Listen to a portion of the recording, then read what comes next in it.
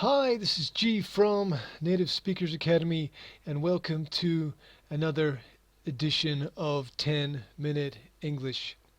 This is where we present a recent news article or an article of interest for students at the upper intermediate and advanced level. That's B2 and C1 in the Common European Framework. With the presentation of these articles here, we hope to boost your contact with the English language and introduce you to new words, new phrases, interesting grammatical structures, and, of course, English as it's used in the real world. You can see on the right side of your screen the article that we are going to work through today. It is factors that may increase the risk of divorce. And this is a special presentation today for a number of my students who have discussed this topic in depth with me and found it useful, and so I thought I would share this knowledge with everyone else out there. As usual, if you would like more information about what we do, I recommend you visit our home site, www.nsa-slovakia.com. A wealth of resources are available there. There are over 300 research articles related to education, society, philosophy, and psychology. You can also visit our YouTube channel, which is the Native Speakers Academy official page. There are over 200 educational videos there. If you are interested in relationship psychology, I can recommend the Best of Stefan Molyneux. That's over 50 videos, it's about 50 videos that I have personally edited to bring you key pieces of information about human relationships. So there we go. As usual, I recommend Pinterest. We have 13 different boards with a huge variety of information there, over 3,000 different links to just a lot of interesting stuff. Today let's highlight the language and teaching board. A huge amount of information for teachers and students. You can see conditional grammar, present perfect. We've got how the brain benefits from being bilingual,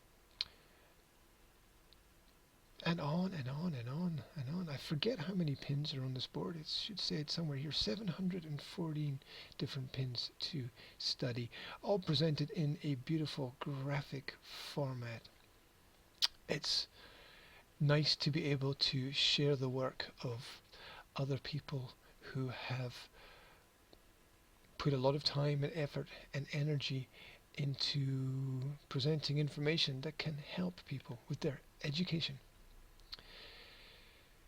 So, what are we going to look at today? Can you remember? Let's pull up the article. It's factors that may increase the risk of divorce. You might notice that I have added a little bit of color to this presentation. I hope that makes it a little bit more visually stimulating. As usual, I have highlighted the key vocabulary in yellow. You can check it before we go through the article, or you can guess from the context and check your understanding after. Not too much new vocabulary today, but still a lot of interesting stuff there. If you are working with vocabulary, I recommend Google Define. Type in define followed by the word you're interested in. Here's marriage. The legally or formally recognized union of a man and a woman, or in some jurisdictions, two people of the same sex, that can't be good, as partners in a relationship.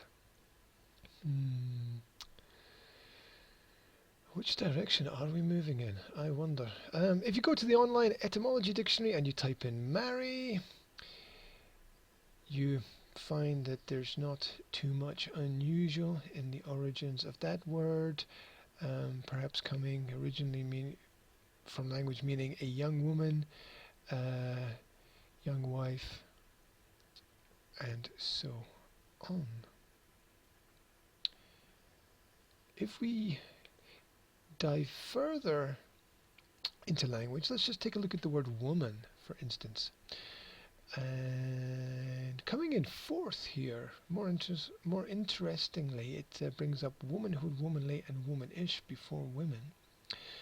Adult female human, literally,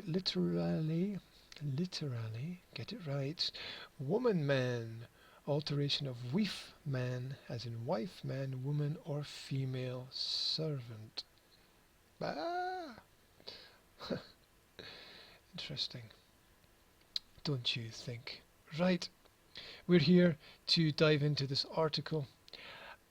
I guarantee you're gonna be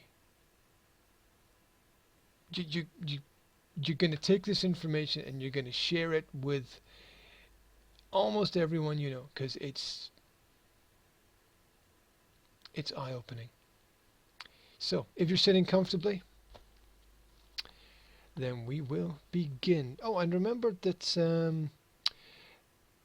that if you visit the website where the article was originally posted, then you will be supporting the author's work. So I recommend visiting emaxhealth.com, where this article was written by Deborah Mitchell. So thank you for putting that, or bringing together this information for us, Deborah.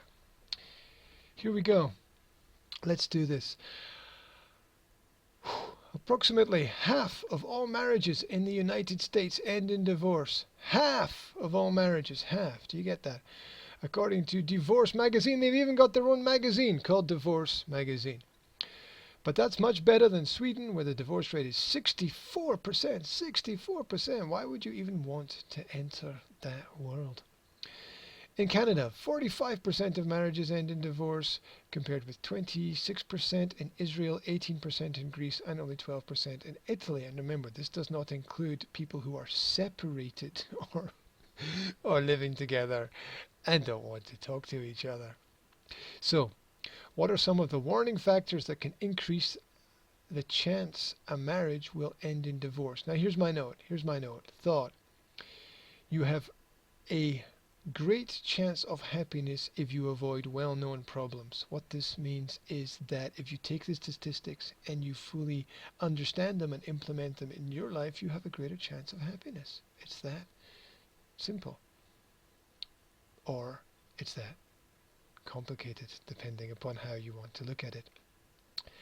Anneli Rufus, an author and journalist who researched studies and explored the factors that indicate a couple is headed for a divorce, recently accumulated a list of warning signs, but these are by no means the only ones investigators have uncovered.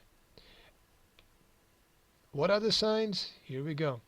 Couples are more likely to divorce if you were raised in a single-parent home than if your parents remain married. So, children of single parents, you're more likely to divorce.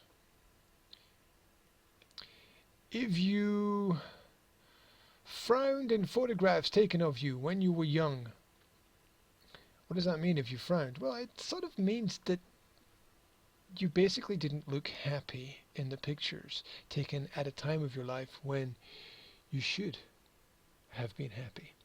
Only 10% of people who smiled in early photographs had gone through a divorce later in life, compared with 31% of those who did not smile. Look at those old photographs.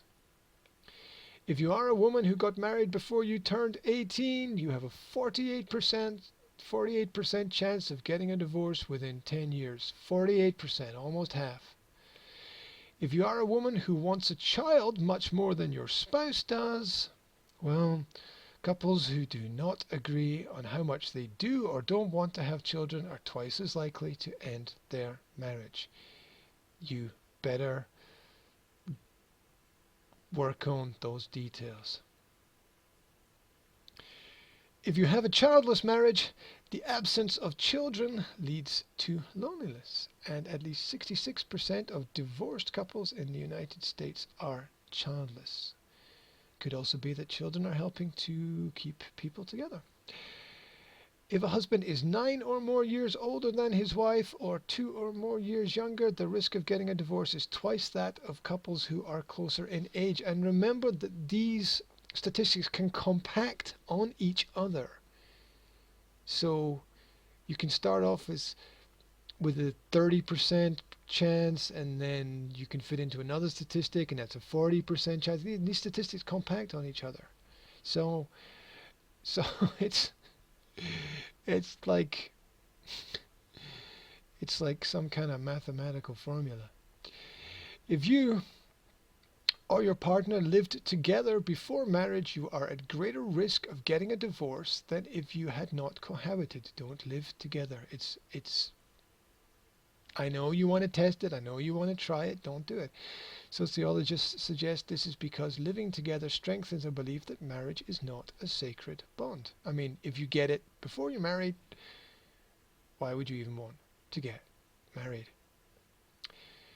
If there are stepchildren, it may create conflict that stresses a relationship and tends to lead to higher divorce rates. Divorce leads to divorce leads to divorce.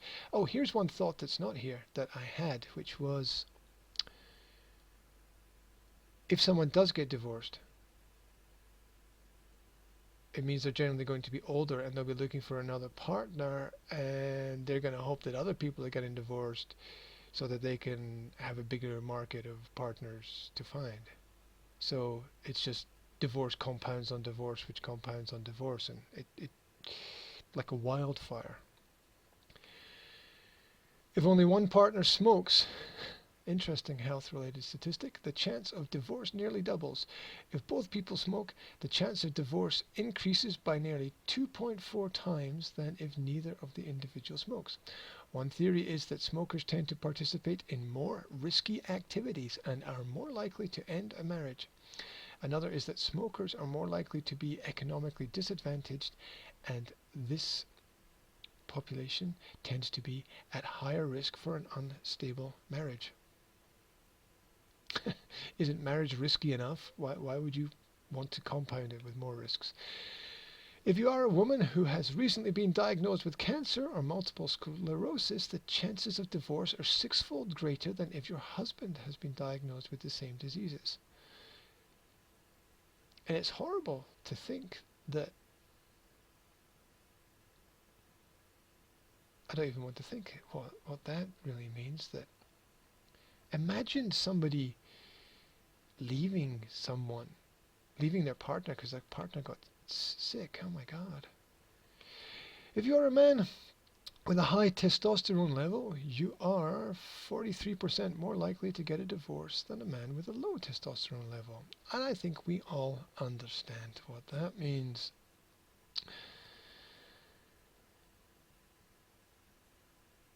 To a certain extent, there is a element of responsibility in each relationship to ensure that your partner has their needs met. If even a partner drinks more than 2 drinks per day, I think this means alcoholic drinks, the chances of divorce are higher. If both drink 3 or more daily, they have nearly twice the risk of divorce than if neither individual drinks to excess. Suggested reasons include heavy drinkers may not choose good mates, and alcohol can get in the way of being a good spouse. Logical conclusions, if you ask me.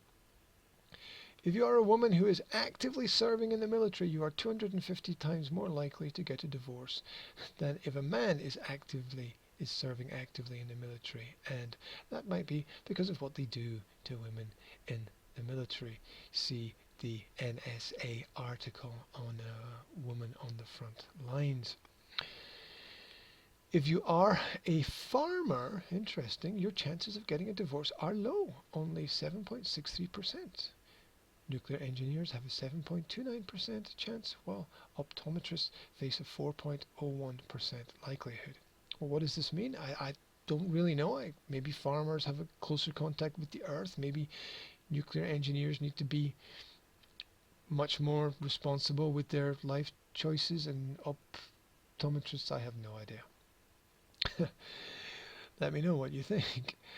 Couples who are considering marriage, who are already married, or who are in the middle or have divorced may all find these factors to be of interest.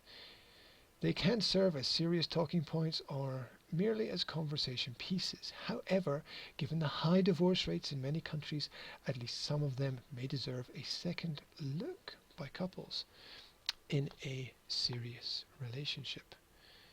The source of the article is Emacs Health Online. Here is some interesting additional information.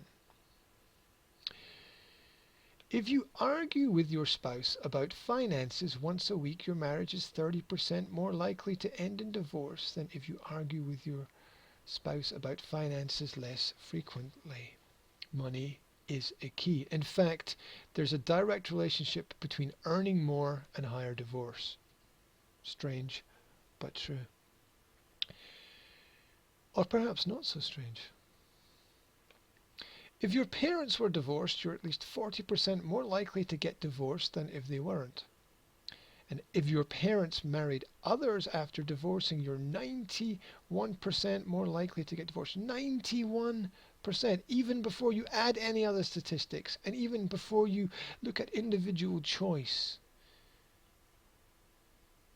You're beginning at 91% if both parents have remarried. Basically, your parents have completely screwed up your life before it even starts. If both you and your partner have had previous marriages, you're 90% more likely to get divorced than if this had been the first marriage for both of you. Failure leads to failure. If you're of, and here's another thought, just a passing thought. How many successful relationships can a person have? How many successful relationships can you have in your life? Think about all those partnership relationships. How many successful ones have you had? Got it? How many? You can only ever have one. Your present relationship. That means because it means that every other choice in your past, because it didn't work out, was a failure. You can only ever have one successful relationship in your entire life. The place where you are. That's it. If you're of below average intelligence, you're 50% more likely to be divorced than those of above average intelligence. And what happens if you compact all of these ideas together, as I have done for my life? The answer is, I'm pretty much screwed. I wish someone had told me. I really wish someone had told me. Anyway, better late than never. That's what I tell myself. So, the source of the extra information was the Daily Beast. Links to this article and any other information covered will be added online with this video. Thoughts and notes. Thoughts and notes. Or just before we go into thoughts and notes? No, we'll do it now. Thoughts and notes. Would you enter into a 50% business deal? This means that if someone said, hey, let's invest in this, there's a 50% chance of success, would you do it? The answer is probably no. So why would you risk that in marriage? Why would you risk it? If you wouldn't do it in business, why would you do it with your personal life? How well do you know your partner's background? How well do you know their history, their family history? And the reason for this is that history repeats itself unless there is intervention. Problems can be solved if you recognize the problems. You can act to change things. Tomorrow is another day if you want it to be that way. You don't have to be a statistic. You don't have to be a number. You can go your own way. And a final thought, is marriage just a piece of paper? If it is, then what do all of these statistics mean? Surely all of these statistics point to the fact that marriage has a huge psychological effect on the individual person. Well, that's something to think about. So the source was emaxhealth.com. Thank you, Deborah Mitchell, for that article. Extra information was from the Daily Beast, and that's the Daily Beast. And I also found this on the HuffingtonPost.com, which is about statistics related to sex and marriage. In fact, the higher number of partners you have is directly proportional to the failure of your marriage. So how it works basically is that if you have one partner, your chances are somewhere over 90% being successful. If you have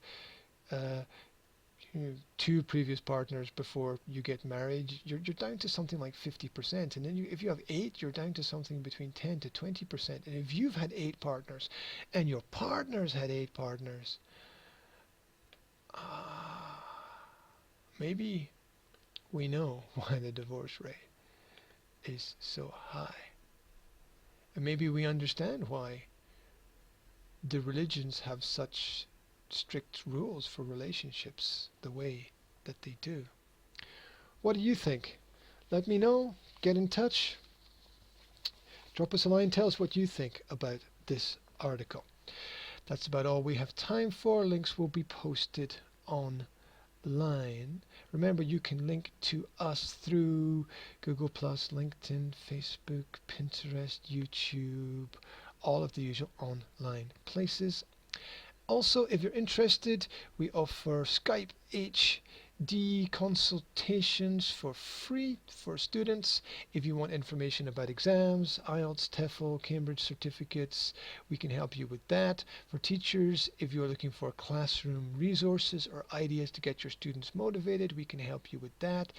If you are in business and you'd like to improve your presentation skills, we can help you with that. Or if you've just got a general question about language, we can help you with that.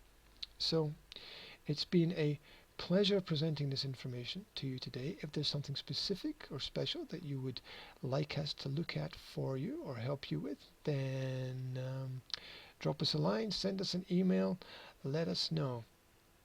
Another 10-minute English session to stimulate your mind will be posted very soon.